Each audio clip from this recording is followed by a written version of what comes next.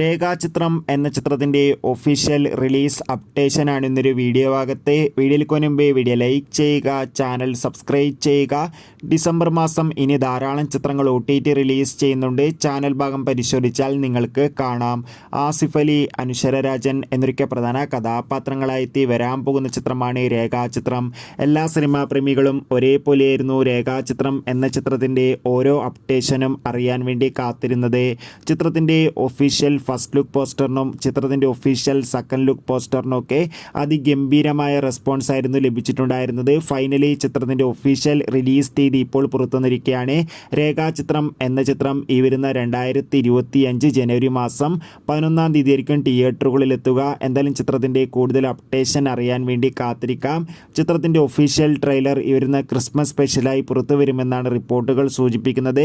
എത്ര പേരാണ് ചിത്രത്തിൻ്റെ റിലീസിനായി കാത്തിരിക്കുന്നത്? കമൻറ്റ് ചെയ്യൂ.